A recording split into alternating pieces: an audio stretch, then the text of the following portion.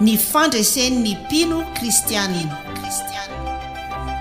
Ny fandresen'ny mpino kristianina, fandaharana totosain'ny Faramalala R hoenoinao eto amin'ny onjam-peon'ny radio vaovao masoa isaky ny amin'ny ora toy izao. Amin'ny anaran'i Jesosy Kristy manan-kerevy an'i Nazareta, Jesosy Kristy ilay Andriamanitra feno vavaka ary nandresy ny olana rehetra tamin'ny alalan'ny vavaka. Amin'ny anaran'ny riavana no iarabako anao indray eto amin'izao fandaharana izay iarahantsika iombonana isaky ny alatsinainy amin'ny ora toy izao. Finaritsy ny lohatenin'ny taridalana izay iombonantsika eto riavana, tena ampitondraina ny lohateny hoe ny vavaka. Ny vavaka. Fa mialohan'izay hitondranantsika an'izany dia ndehantsika iara-iombona amin'ny vavaka ary. Dia ranao izay Andriamanitra mankalazanao ary manome voninahitra anao fa Andriamanitra tsara ianao sady mpanao tsara. Andriamanitra mampianatra anay hivavaka mandrakariva ianao. Andriamanitra mampiseho ny herinao sy ny fandresena ho anay ianao rehefa tena feno fifandraisana aminao izay amin'ny alalan'ny vavaka. Misaotra anao izay nanomezanao indray izao tombonandrom-pahavelomana ho anay izao. Nafahanay namakivaky ity tontolo androany ity. Misaotra anao izay fa notahinao tamin'izay rehetra nataonay ka afaka indray miara-miombona handre ny taridalana avy aminao. Iaino izany izahay koa aoka ny fanahinao masina anokatra ny vavahady-sainay rehetra ary ampahafantatra anay mandrakariva fa tsy mahefa na inona na inona izay raha tafasaraka aminao amin'ny alalan'ny vavaka. Misaotra betsaka indrindra Tompo, dia mitenena ary ianao fa miaino ny mpanomponao. Amen.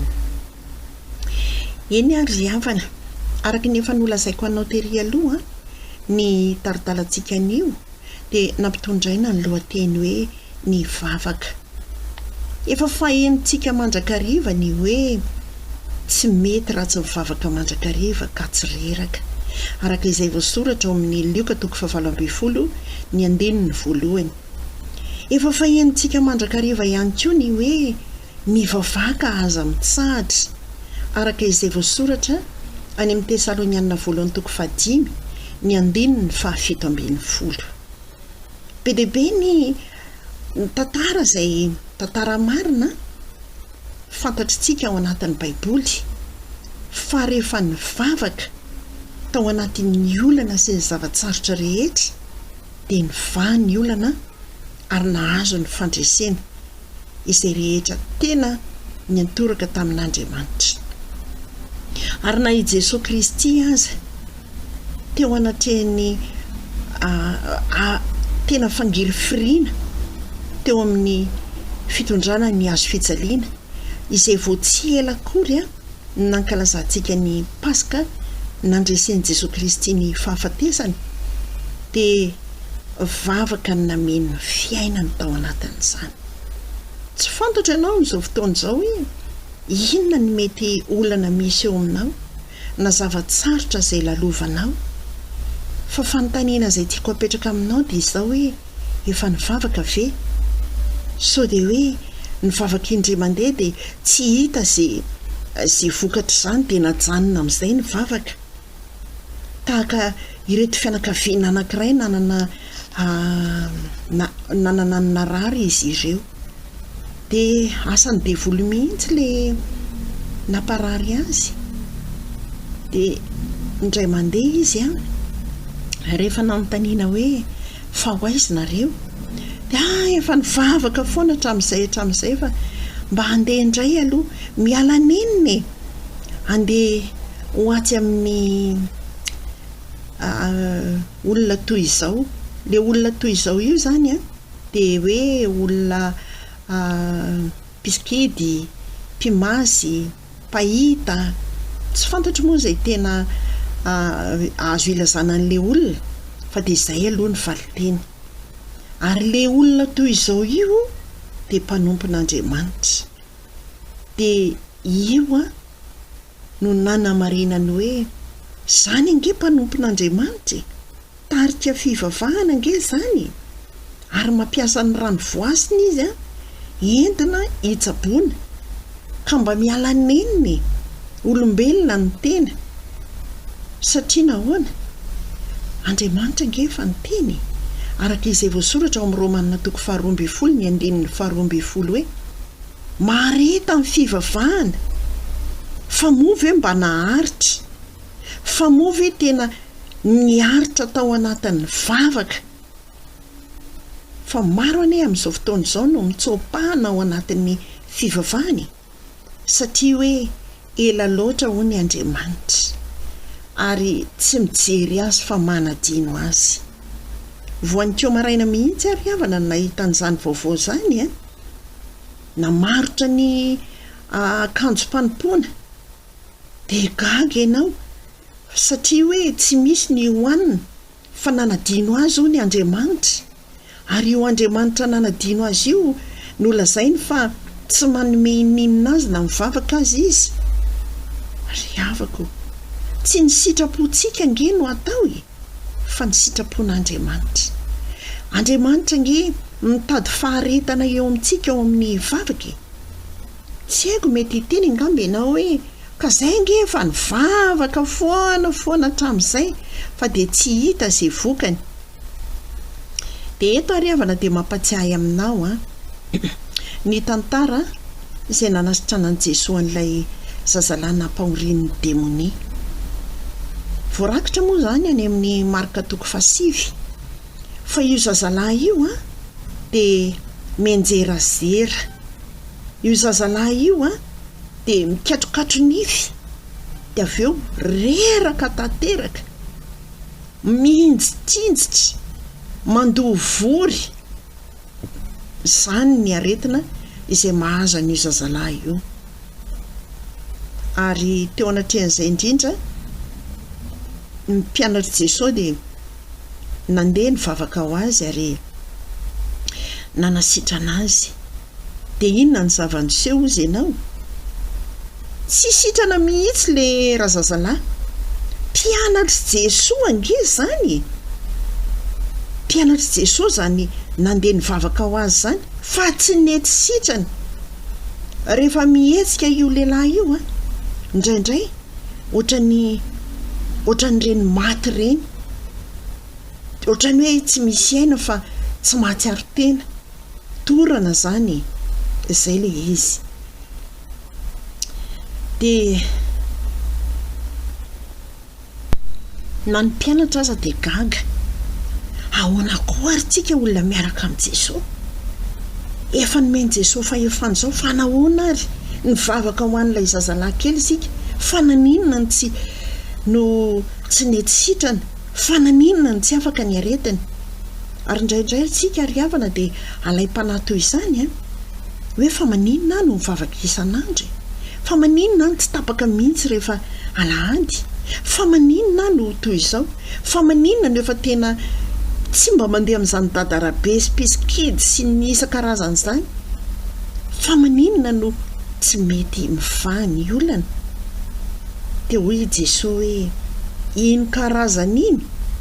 Tsy mba azo avoaka na amin'inona na amin'inona raha tsy amin'ny fivavahana sy ny fivadikanina ihany. Hitanao amin'izany? Ilaina ny vavaka sy ny fivadikanina eo anatrehan'izay fitolomana am-bavaka amin'i Jesosy Kristy izay. Rehefa hitanao hoe sarotra ny raharaha, alao tena manokana fotoana mihitsy anaovana vavaka sy fivadikanina. Ary ny fivadikanina dia misy karazany 3. Izay aloha ny fantatro. Misy ny fivadikanina amin'ny ampahany, misy ny fivadikanina manontolo, ary misy ny fivadikanina afaka misotro rano. Ny amin'ny ampahany izay tiako lazaina dia izao hoe afaka misakafo ny maraina dia vavaka no atao ao aorianan'izay tsy manao ninninina ianao fa vavaka midia aman-trano dia mivavaka aza mitsahatra mihitsy ao dia tsy misakafo ianao a na amin'ny goûter zany na amin'ny atoandro na ny goûter hariva fa mandrapatonga ny fotoana izay tokony hisakafoanana hariva andray ianao vao misakafo. Izay ny fifadikanana voalohany. Ny fifadikanana faharoa dia fifadikanana manontolo. Tsy mihina ninninina vao manomboka mifo ka paraparivin'ny andro fa vavaka no atao mitolona mafy amin'Andriamanitra. Ny fifadikanana fanoteliny dia tsy mihina ninninina koa ianao vao mifo fa rano ihany no sotroina dia afaka entinao ao amin'ny efitrano ivavahanao ny rano dia afaka misotro rano ianao arak'izay itiavanao misotro rano ao anatin'ilay fotoana izay iarahanao amin'ny tompo. Fa inona moa ny tena anton'ny fifadikanana? Ny fifadikanana ry havana dia tena fikatsahana ny tavan'Andriamanitra, tena fikatsahana ny Jesosy Kristy tokoa. Ka tsy mahita ny Jesosy Kristy isika raha tsy mihena aloha ny mahantsika asika. Efa nambarako teto mandrakariva ny hoe tsarovy fa raha vao heninao izay mihinan-kanina be dia jereo anie malaina ny ara-panahinao, na ny hamaky baiboly ara tsy vitanao, na ny mivavaka raha efa midaboka ny lohanao dia ao am-pandriana mivavaka ary tsy tsaroanao intsony ny amen. Dia io tenantsika io izay mirongatra tsy ahitana ny fanahin'Andriamanitra, tsy ahafahana mihaona amin'ny fanahin'Andriamanitra, dia izany ange no anaovana ny fifadikanana. Ary rehefa tafaray tsara amin'Andriamanitra ianao amin'ny alalan'ny fifadikanana dia fantatrao ny sitrapon'Andriamanitra.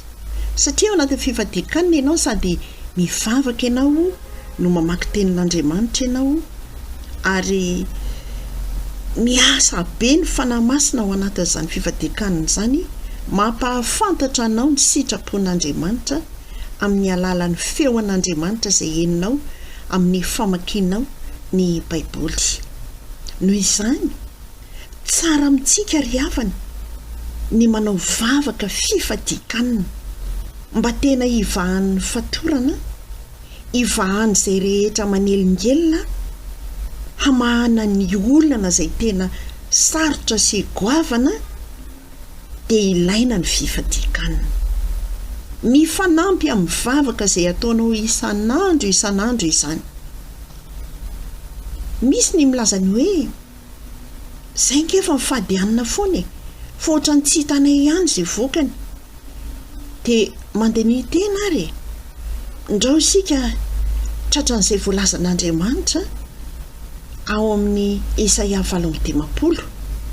Vakiko aminao ny Isaia 7:10 izay nataon'ireo izay fifadikanana nataon'ireo zanak'Israely ary dia nitaraina tamin'Andriamanitra izy noho ny aveo. Isaia 7:10 manomboka eo amin'ny 9:7 ny vakiko aminao hoe nahoana izahay no mifady hoy izy nefa tsy hitanao, ary nahoana izay no mampahory ny tenanay nefa tsy ahoanao.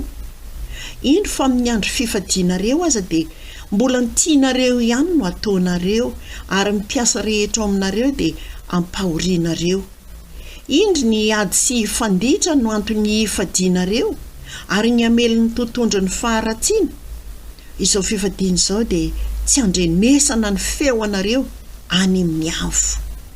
Mofo fifadiana toy izany va no ankasitrahako? Dia andro ampahorian'ny olona tena, ny ampiondrika ny lohany tahaka ny zozoro sy ny amelatra lamba fisaonana rahan-davenina ho fandrinany. Moa izany va no ataonareo hoe fifadiana sy andro ankasitrahan'i Jehova? Izany ny tenin'Andriamanitra ry havana. Mihevitra ny olona fa rehefa mifady anina, ampahoriana io tena io, ampitanondrena ny loha izany hoe ho feny vavaka, dia hamaly vavaka Andriamanitra. Tsy ary havana, raha mbola ny ataonao ihany no ataonao ao aorianan'izay vavaka fifadikanana, tsy nanovanao akory zany vavaka fifadikanina zay nataonao zany dia azafady fa tsy mahita fandresena ianao.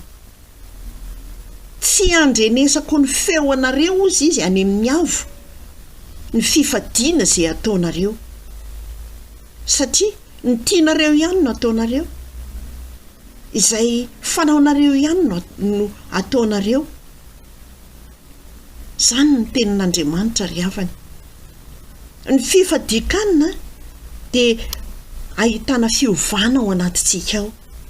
Tsy fantatro hoe mety masika ianao taloha dia aveo ianao tena mba nangataka tamin'ny tompony ny alana izany tamin'ny fifadikanina dia niova ianao, mpiteny ratsy be ianao, tena pampahory olona ianao.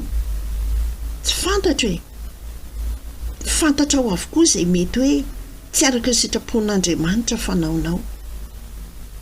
Marary mafy ao, misy marary mafy ao aminao dia iny ianao fa hifady ihany noho n'inona? Noho ny filana ihany izay asitrana ny marary no atao.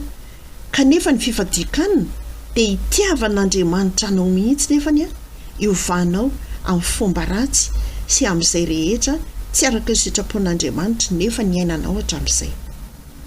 Be dehibe ny kristianina mandainga amin'izao fotoana izao, ny mangalatra, ny mitsangajanga, fa dia mandeha mamonjy fotoana hanaovana fifadikanina.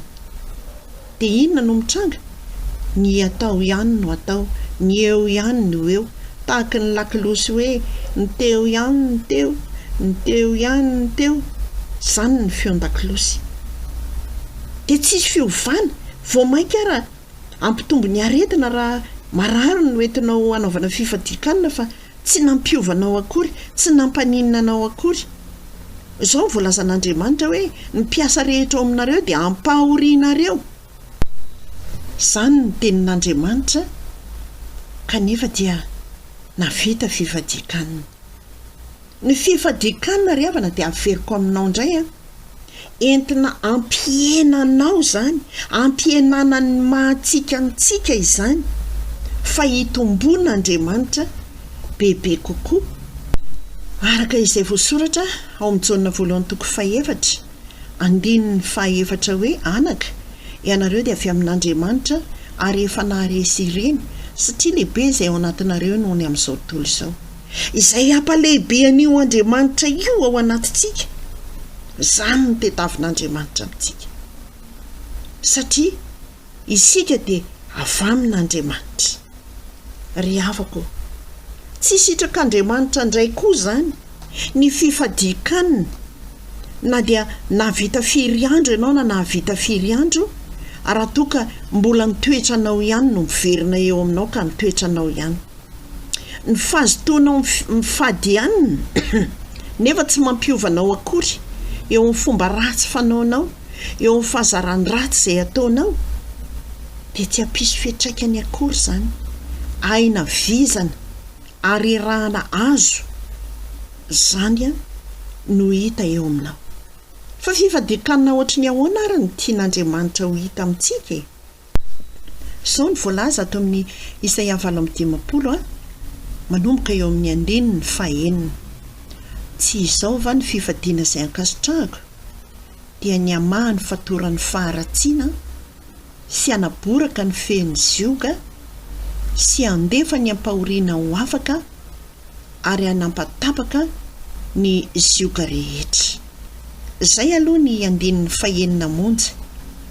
Rehefa maheno an'io mandrakariva ny mpino kristianina dia hoy izy hoe zanga mpiandry, zanga mopera samasera, zanga pastera, zanga pastora, zanga presbitera. Zany hoe ilay mpitarika fivavahana no eritreretina hanafaka an'ireny olona ireny. Zanga mpiandry, zanga katekista sa mpitoriteny, tsy ariavana. Ny tenin'Andriamanitra eto tsy manao hoe izao ny fifadiana ankasitrahako ho anareo ry pastera, na ho anareo ry mpiandry, na ho anareo ry mopera. Rehefa manana an Jesosy Kristy ho tomponao sy mpamonjanao ianao, rehefa mitondra ny anarana mpino kristianina ianao, dia izao ny fifadiana izay tediavin'Andriamanitra amintsika dia ny hamahany famatoran'ny faharatsiana. Dia izany hoe fitaovana anankiray eo am-pelantanan'Andriamanitra isika hamahany olana rehetra izay misy. Fitaovana iray eo am-pelantanan'Andriamanitra isika tsy natao hitanondrika, tsy natao fantsona ho tsentsin'ny ankiviana na ny arerahana na ny firaviravizan-tanana, tsy ariavana, tsy izany tsy natao hoe efa hita zao fa misy olona anankiray ao anaty fasahiranana noho ny olana izay mahazo azy dia ianao ndraiky koa no andeha nampitrotraka, tsy ariavana.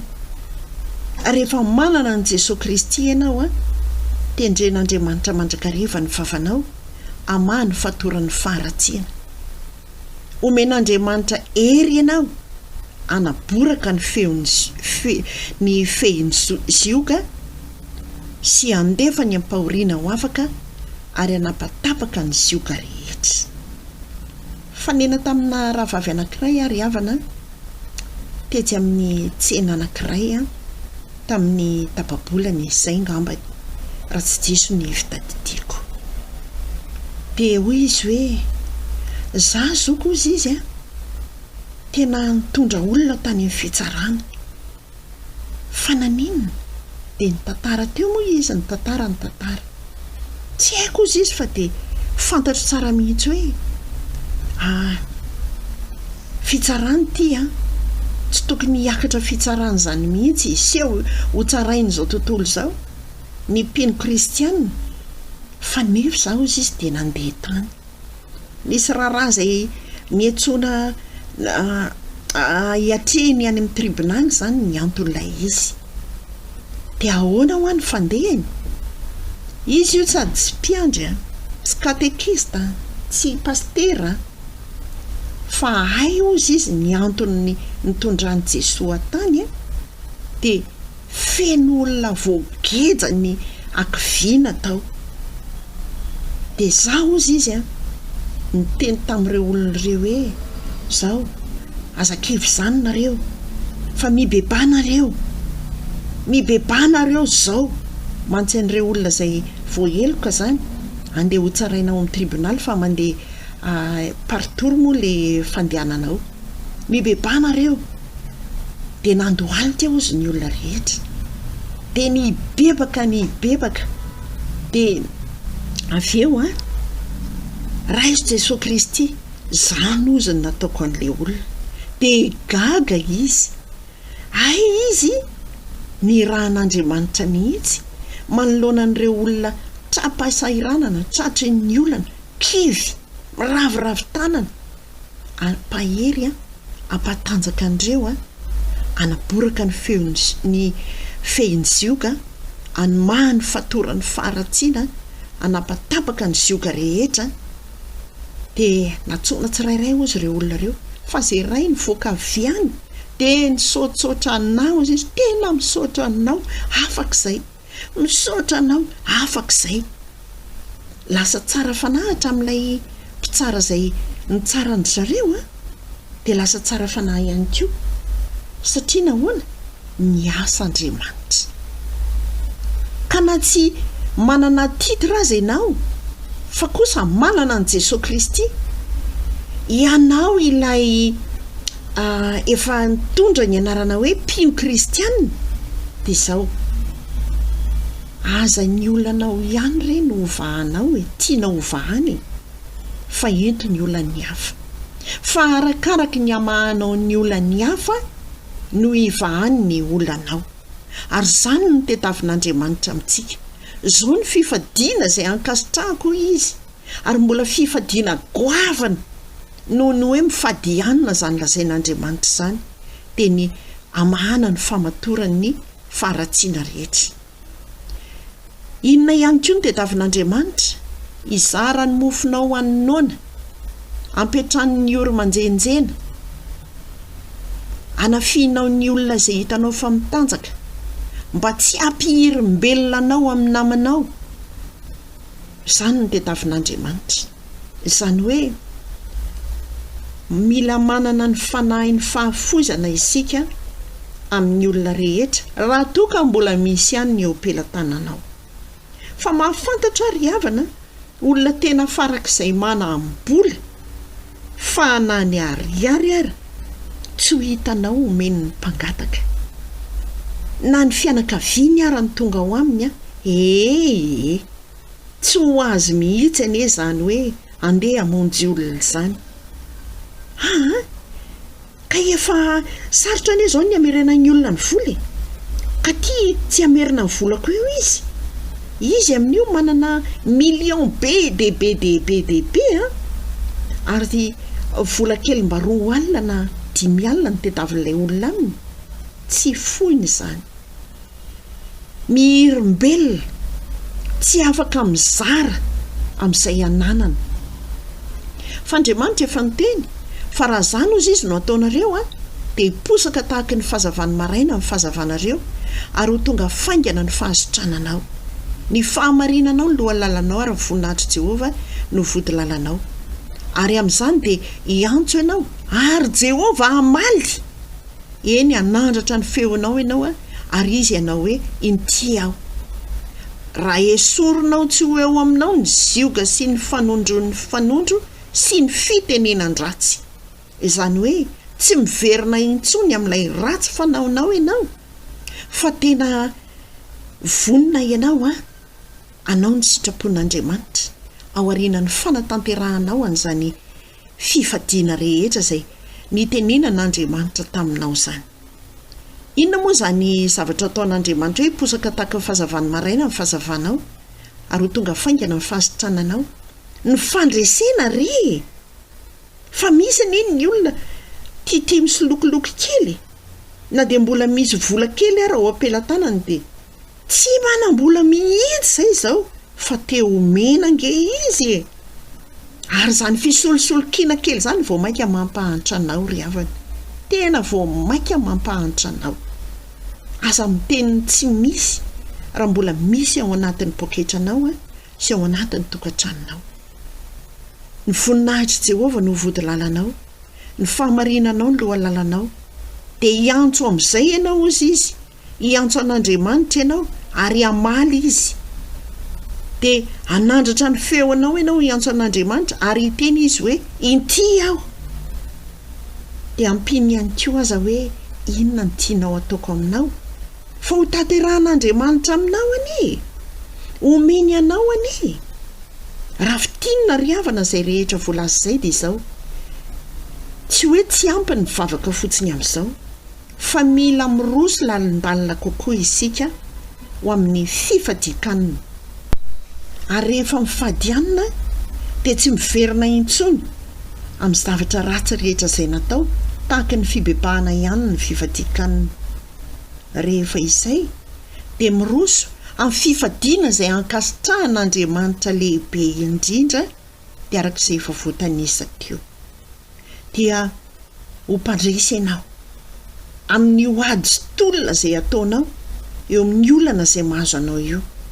Aza kamo mivavaka aza malaina ny fadianina aza milazany hoe za dia tsy mba mahavita ny fifadikanina io fa aizany tsy hinanako hoaniny zany mandritry ny 2 andro manintsitra. Ianao anie zany ny nofinao sy ny vatanao anie zany no tianao hisandratra fa Andriamanitra ve tianao hietry? Aza variana ny mangatabavaka fa ny mivavaka ao anao dia tsy misy valiny raha toa ianao ka mbola mipetraka ao anatin'ny faharatsianao ao ihany. Fa manana fanapahan-kevitra mihitsy hiala amin'ny faharatsiana, hibebaka anatona an'Andriamanitra, handray an' Jesosy Kristy ho anana fiainana ho feno vavaka ary vonina ny amin'izany fifadikanina izany izara izay ananana rehetra amin'izay ory sy manjenjena, amin'izay sahirana, amin'izay tsy manan-kitafy, amin'izay nona. Dia nanome toky Andriamanitra hoe raha miantso azy isika ao anatin'izany dia hamaly izy ary ho tonga izy tamy izy ameny fandresena izay tsy takatry ny fisainantsika ry havana. izany no taridalana izay tian'ny tompo hitarihana antsika indray tamin'ity androandroany ity a ho an'Andriamanitra irerana eny voninahitra iombona mivavaka isika. Misaotra anao izay Andriamanitra ny amin'ny teninao. Mampahafantatra anay mandrakariva ny taridalana izay tianao hitarihana anay a hanitsina ny lalanay.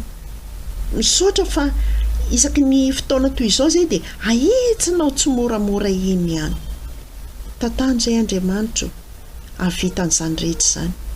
Ravana sy didina ary potehana amin'ny rahanao Jesosy Kristy a ny asa matiny devoly Satana rehetra manakatsakana ny tsy fahatanterahan'ny mpino kristianina ny fivadikaniny. Andriamanitra, hiasa mahery amin'ireo rehetra izay vonina anao an'izany ianao, hampiseho ny voninahitrao ianao, hampiseho ny hareny izany voninahitrao izany ianao, ka na iza hiantso anao ao anatin'izany hamaly ianao ary hampandresy ny tsirairay ianao, hanasitrana ny marary rehetra ianao. Amin'ny anaranao Jesosy Kristy nangatana sy nanaovana izany vavaka izany a, matoky atompo fa mpiaino vavaka ianao ary miaino izany vavaka nataona izany.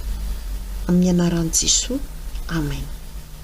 Meko anao ry havana ny larana finday raha misy izay ilainao azy dia 034 11 293 24 dia miorena tsara aza miova, mivavaha mandrakariva fa tsy mety raha tsy mivavaka mandrakariva ka tsy riraka, dia manana firaisana mandrakariva amin'Andriamanitra.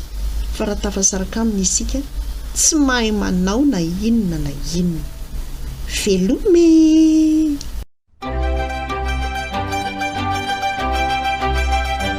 Noenoinao teo ny fandaharana ny fandresen'ny mpino kristianina.